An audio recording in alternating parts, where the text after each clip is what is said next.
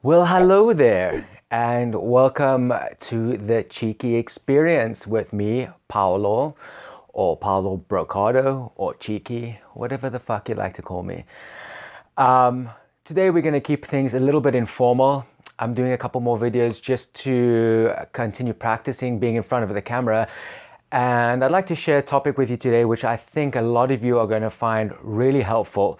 And it might take a little while to get through, but I think there's going to be a lot of information here that you could benefit from, especially if you're someone who's trying to get out of your day job and trying to focus on something of your own.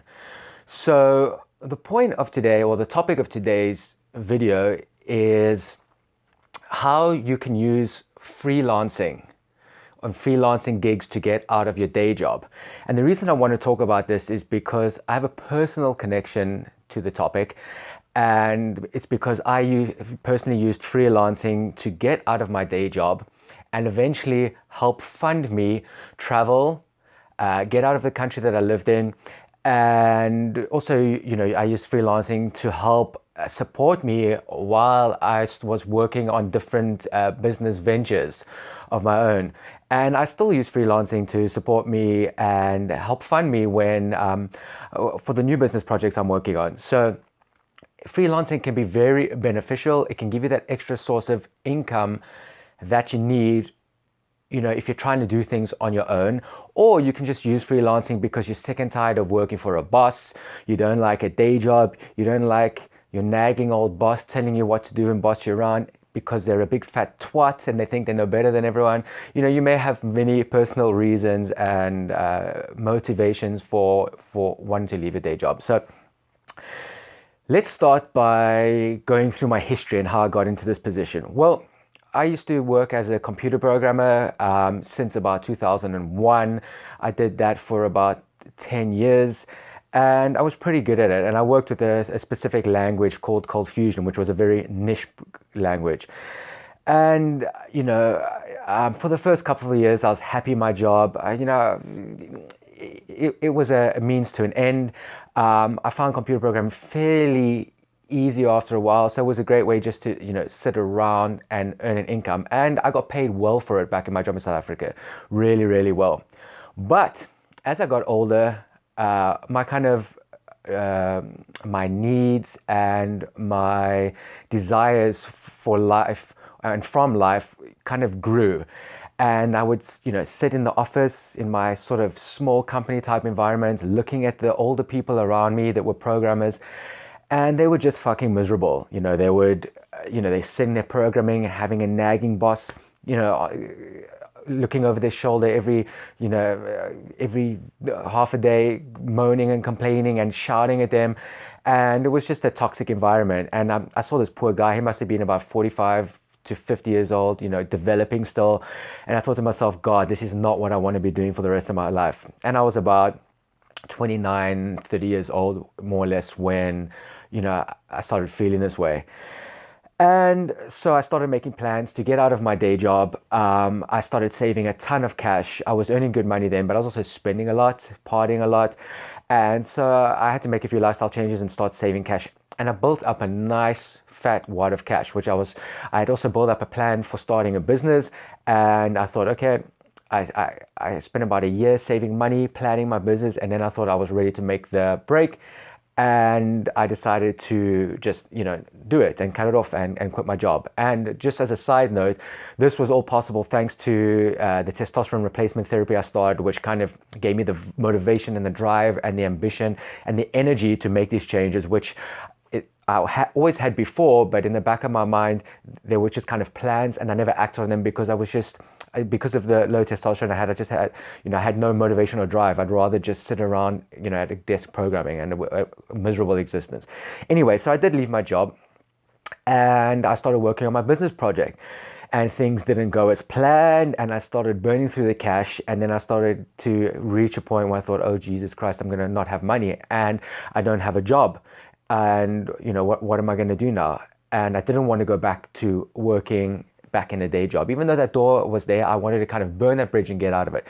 And that's when I did a bit of research on the net and I discovered freelancing. And I thought, oh, this is interesting. So I looked into the freelancing. Back then, it was a website. There were two called elance.com and Odesk. And I looked at Odesk and I had a look around and I saw that there were kind of programming jobs and things like that. So I started applying for a couple of jobs and I posted my rate, and I didn't seem to get anyone to bite. And I figured out that that was because I didn't have enough of a well-known profile. It was a new profile. So I realized that in order to get clients, I'm going to have to lower my rate initially. And on Odesk, you typically earn in dollars. And I'm from South Africa and we earn in rands. So the dollar was quite powerful. So for me to lower my Odesk rate in terms of dollars didn't work out to too much of a loss when I converted it into South African rands. So initially when I started Odesk, I think I set my rate at about $35, but no one was biting, so I dropped it to 20 to compete with the other cheaper freelancers out there, which is something you will have to do. And eventually I got one or two clients and I did excellent work for them. I made sure that I did a good job and I gave excellent service because I wanted those good ratings. And over about a course of a year or so, I built up good ratings and I slowly was able to increase my rate. And from there, I managed to save myself from burning through the money and all of that. And I realized, that I'm just sitting around working on this business project. I'm sitting around behind a desk all day. But I could be doing what I do anywhere in the world. And that's when I decided to leave South Africa and start traveling. And that's when I moved to Europe. Okay, so that's kind of a bit of a history behind it. Now, freelancing has also helped me, like in the most recent years, to focus on other business projects. Some business projects I've worked on and they've failed and I've scrapped them, and I'm working on a couple of new ones, which, if you're not aware, I've just recently started a small fitness business, coaching women and helping them to lose weight and manage weight, because health and fitness is something that's really important to me now. I'm super passionate about it. I love training. I love working out.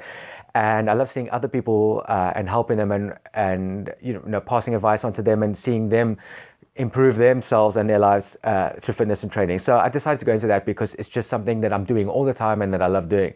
And so that's where my current business is at the moment. And now freelancing is helping me to fund that, So a lot of the time you have to kind of bootstrap it yourself, and freelancing is perfect for that.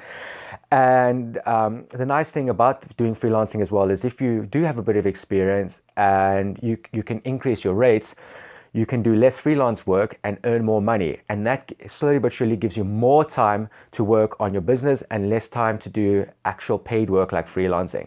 So that's the history, and I just want to now go into the details of how you can get involved with freelancing, what sort of jobs you can get into, also the pros and cons of doing it, and just those types of things.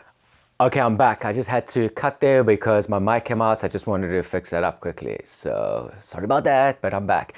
Okay, so I think where we left off was how you can get involved with freelancing. Now, if you do work a day job and you hate it, then I personally recommend getting involved with freelancing, because that kind of gives you the bridge between having income but leaving your day job. And in order to get into freelancing, and especially, to get freelancing gigs with the big freelancing websites on the internet, you're going to need a skill that is listed and it has jobs in your area of expertise online. So usually these types of gigs are computer-based. Okay, so any sort of work that you do that is computer-based, you usually find a gig online in the freelancing marketplace. So that can be things like, obviously, computer programming, anything computer related in the IT field, like networking, system support, anything that you can kind of connect to someone else's computer and help fix or work on. Programming, website design, website development, graphic design. Then you get all the sort of marketing-based services like social media, marketing, sales. There's a lot of sales positions. You get the creative types like writing, copywriting, writing books, proofreading, translation services, anything that you can basically use a computer for. You're going to find a similar sort of a gig online in the freelancing marketplace. Even things like artwork, graphic design, you're going to find those types of things as well. Voice, voiceovers, that type of stuff, data capturing, even the online market and the online marketplace and the online skills are just kind of all converging in a very interesting way these days. So many times you'll find certain people looking for people with skills that can do certain jobs, and then you'll have the contractors like myself and maybe you that have the skills that are offering the services, and then you just meet up on the marketplace, you negotiate, you work out the best deal for each other, and either you get the job or you don't. And if you do or you don't, you move on and you submit proposals for another job that you're interested in. Now, so that's like the computer-based jobs. Now, that is the primary field that you're going to find work in. Now, let's say you're working at a job that you hate and you want to go into freelancing, but you don't work with computers. Well, I think it'll probably be a lot harder then to get into freelancing. I'm not saying it's impossible, but these websites usually focus on computer-based skills. And these days, pretty much most jobs are computer-based. You can do everything. Most of the work that people do these days are on a computer. So if that's the case, you're more than likely going to find a position in the freelance marketplace. Okay, so now let's say you've got a skill and you want to start working through the freelance side. I recommend that you don't just cut off your day job and jump right into the freelancing marketplace, but rather transition slowly.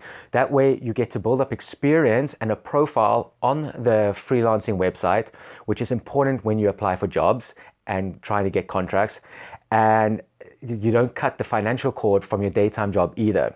Now, when we finally reach a point where your freelancing gigs are kind of supplementing your income that you would get from your day job, then you can maybe cut off your day job and move straight into the freelancing gigs. Okay, now, just be careful when you make that transition, because sometimes you'll have work for a while, but then you could have periods where you don't have work. So you need to make sure that you save cash while you are freelancing and you have a buffer just to cover you in the times when you don't have work. And then slowly but surely you can move out of your day job and into the freelancing market. Okay. Now, once you have done that, you have to concentrate on building your profile and getting gigs. And the best way to do that is to start off with an initially lower rate than you might normally earn. And I know that's a bummer to do, and that's why I recommend you transition, you keep your day job and you start freelancing initially so that you can work for a lower rate and build up a bit of a profile and increase your rate before you move away from your day job. Now, this might require extra work, but it's worth it. So you might have to work on weekends, you might have to work on after hours, on freelancing work to build up a bit of extra income and a bit of a profile and experience. But think about it, you're going to get to quit your day job afterwards and you're never going to be reliant on anyone else again. Well, you kind of are, but not in a kind of corporate environment or a work environment, but you can sort of work in an environment where you decide where you want to work, when you want to work, and how much you want to work. So it's a much better trade-off. And then you move across. So once that's done, you move across into the freelancing market. You start building up a profile. You make sure you deliver excellent results. You get good ratings. And as you do that, your rate will slowly but surely increase. And as your rate increases, you can start to work less. For example, when I started out at $20 an hour, right? And I worked at $20 an hour for about a year, building up good ratings, keeping my clients happy in that. And from there, I started increasing my hourly rate to where now I'm working for between $50 and $100 an hour on my freelancing gigs. And I work much less than I used to because I'm earning more, and that way I don't have to work as many hours, and it just works out really well. So, and it's good money also. If you're working for the money, I'm not. I value my time more than my money, so I really just work what I have to cover bills and costs and a bit of savings, and the rest of the time I use to focus on my business. But if you just want a normal job where you might be earning more and you work on your own terms, freelancing is also good for that. And that's all you really do. You work, you build up a profile, you build up a reputation, and you slowly start increasing your rates. As you become known as kind of an expert or a guy with lots of experience in your field, your rate, you're going to be able to charge more every time you bid for a proposal online in the freelancing market. And so you move from there, and that's it. and you're out. You're out of your day job, you're into freelancing, and you can use that as your primary source of income. You can use it to supplement your income. You can even use it to bootstrap your business like I do, or you can just use it to travel the world. And all you need to work is an internet connection. So if you love to travel, and a lot of people do this, I did it initially as well. If you love to travel, you just take your laptop with you. Every country, well, at least in the first world, has got decent internet, and you just set up your laptop, you connect to the internet, and you work. You do a couple of hours a day. You fund your costs for food, for travel, for accommodation, and that. And then if that's your thing, you get to travel, and that's really cool too. Okay, so I think that's all I really wanted to say on how to get into the freelancing. The sites that you want to look at, the site I personally recommend because it has the hugest marketplace of jobs. It was called odesk.com before, but now they've been bought out and they've merged with another freelancing site, and now they're called upwork.com. And go have a look there. Go have a look at the jobs that are available. See if you find something with your skills or with your area of expertise.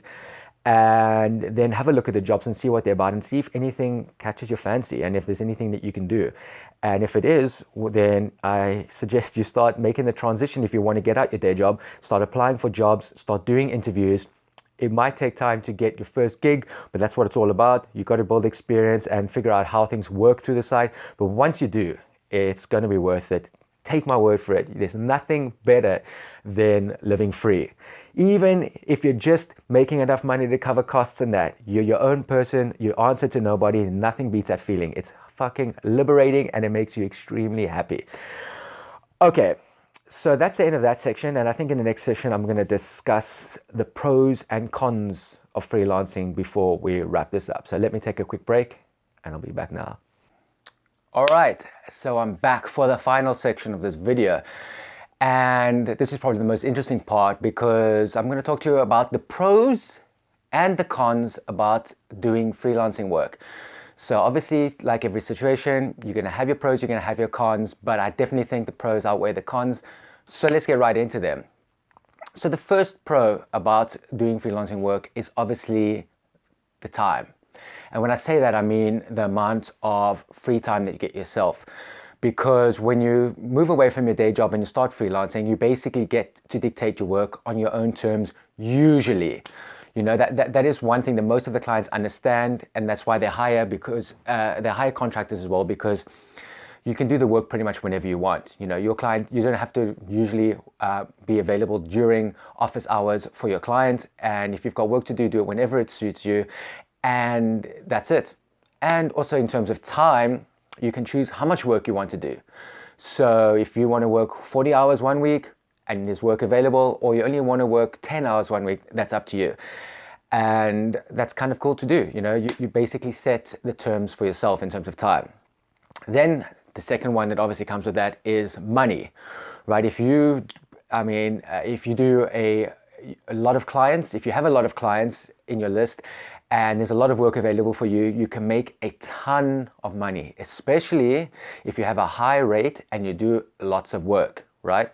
So let's say you're earning $50 or $100 an hour because you've built up a good reputation and you're a skilled worker in your area, and you decide to work 40 hours a week, that's a ton of money. Just think about it.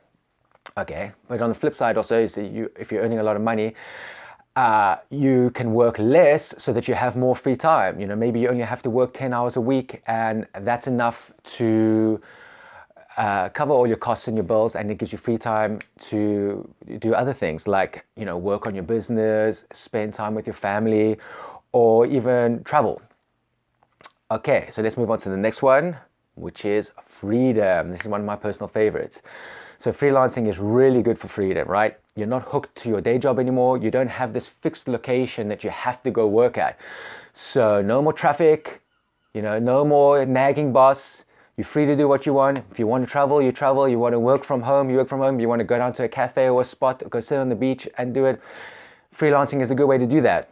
And you'll see this online a lot of the time. Like you get these guys, they're bragging and boasting on these sort of marketing adverts that you see on YouTube where, check at me, dude, I'm sitting, like here on my hammock, with my laptop on my lap doing work and that. And sometimes those guys run internet businesses and sometimes they just do freelancing. And that's a cool way way that freelancing helps you to give you that freedom. So if you've got sort of ideals in your head of what you'd really like to be doing with your life, like traveling or focusing on a business, something, freelancing gives you the freedom to do that. Then flexibility, like I said earlier, it ties into the money side of things and the time side of things. You know, when you've got more money and you've got more time, you can be more flexible. So freelancing helps you to decide when you want to work, who you want to work for, where you want to work. I mean, what more do you need to say? It's flexible.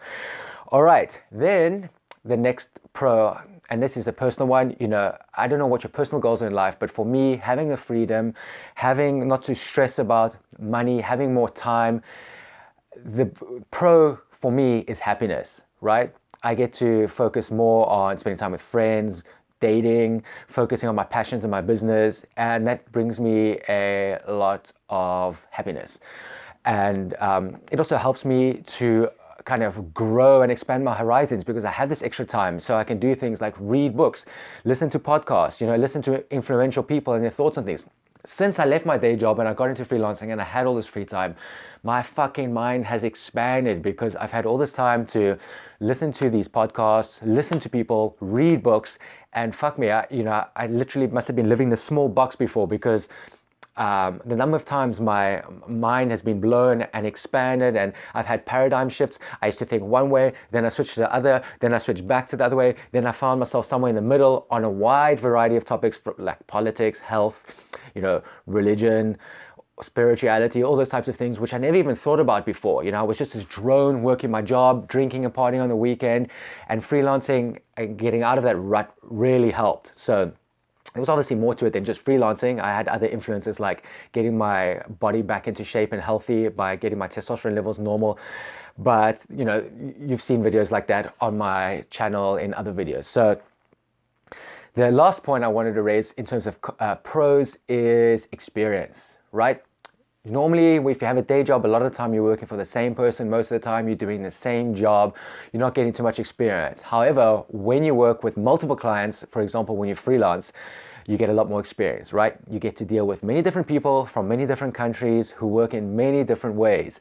And so that teaches you to be a bit more patient and a bit more flexible because you have to accommodate everyone and you can't be this stuck-up prick that only does things one way, and if you don't do it that way, you know, then I'm not interested. You have to kind of learn to let go and be flexible. And that gives you good experience, and you get to work on different projects in different environments, and that gives you a lot of experience quickly. Now, that's good for you no matter what you do, whether you stick to freelancing for the rest of your life or you maybe go back to a day job, God forbid, then you have that experience you can take with you. You can have this list of happy clients with all this work that you've done, or that you did, pardon me, and that can help you negotiate a much higher salary if you do go back. Don't go back. All right. So that's the pros. Those are the ones that are kind of listed here and that, you know, that are kind of important to me.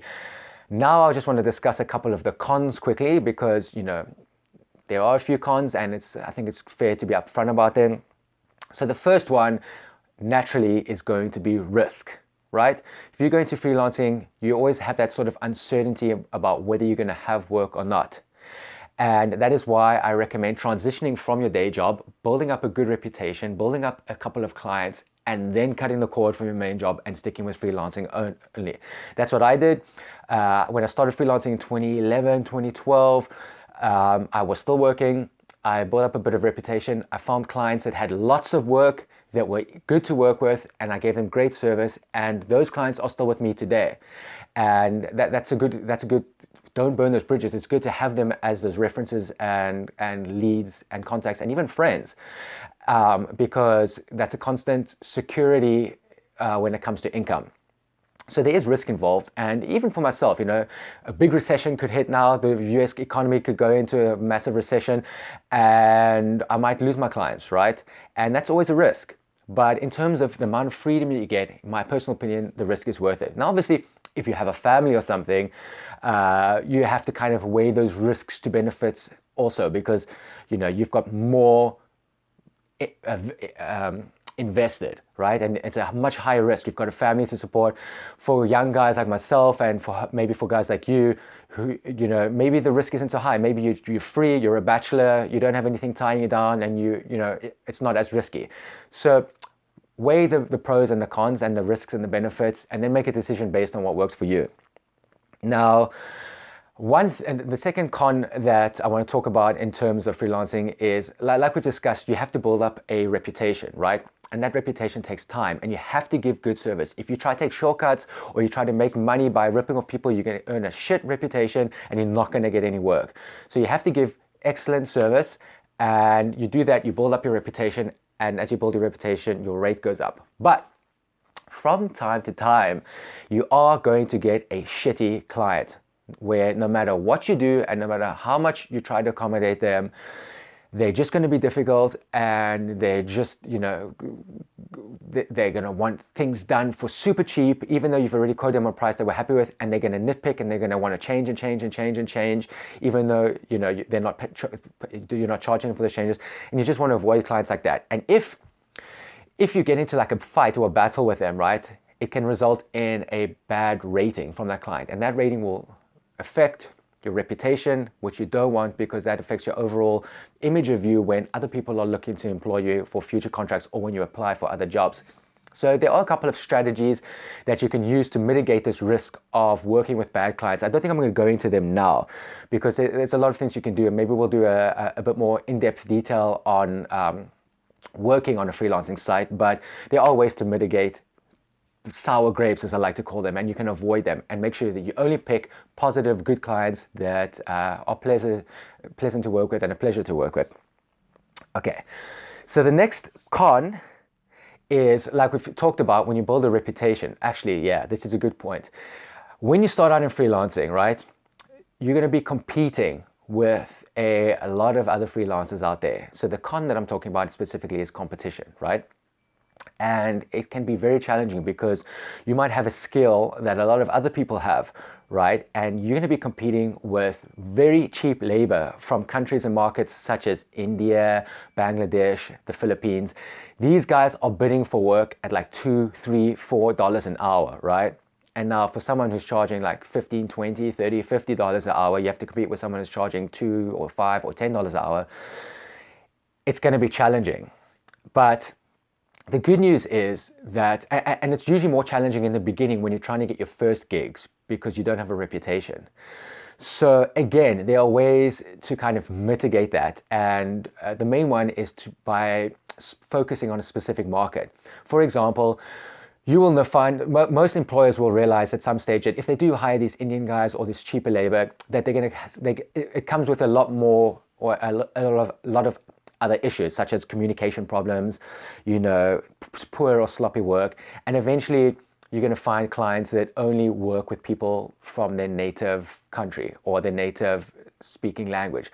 For example, I work mainly with clients from the United States or the United Kingdom, right? And they know, and they can see when they talk to you in the interview that you're good in communication, that you've got an excellent rating, that you come recommended by other people, and that can kind of push you above the rubbish that's bidding for the same work, you know, much more cheaply.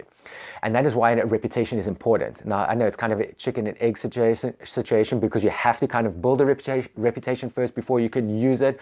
But again, when we talk about the details of freelancing in another video, we can go into those sort of topics. Right, and then one more sort of little con, and that is that some clients that you work for might have different time zones, or they might expect you to be available during their office hours.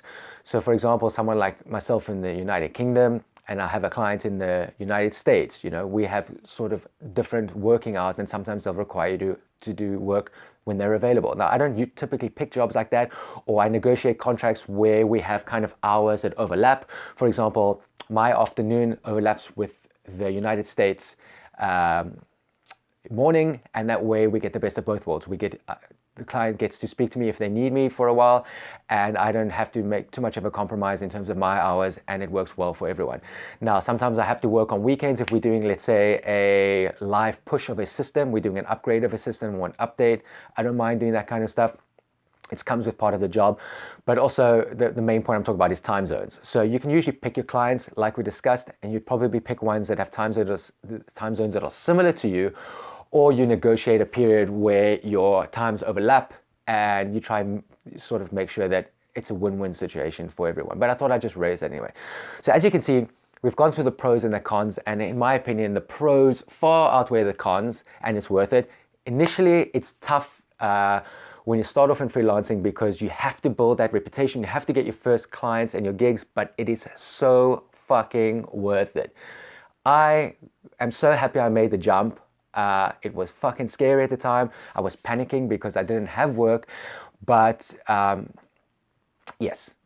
And I think I contradicted myself earlier. I said I was working at my day job while I was also freelancing, but I'm lying. I was working at my day job and I built up a buffer of cash, and then I quit my day job. But then as I was working through that cash from my day job and I saw it running out, that's when I started freelancing. So it's kind of the same thing, but you can do it by keeping your day job and doing freelancing on the side. And when you're ready to make the jump, then make the jump. And that is it for this video. I know it's quite a long one. I did it deliberately because I thought there'd be a lot of information you could use here, and I wanted to do a bit of practicing on the camera. So yeah, thanks for watching. If you are interested in freelancing and getting out of your day job and more details about freelancing, then just let me know in the comments. If you have questions about this, let me know as well. I have a huge amount of experience in the freelancing market. So if you have questions or anything you want to know, let me know and I'll be happy to answer it. And I'll even answer some of your questions in a video like this, obviously a much shorter one. So just leave the questions below and click the subscribe button for more updates in future. And don't forget that I also be talking about topics on running an internet business or starting an internet business, testosterone replacement therapy, and other kind of cool things in terms of my interests and hobbies and life revolving around science, technology, all of those types of things. That is why this is called the Cheeky Experience. And I will see you in the next Cheeky Experience. That's all for today.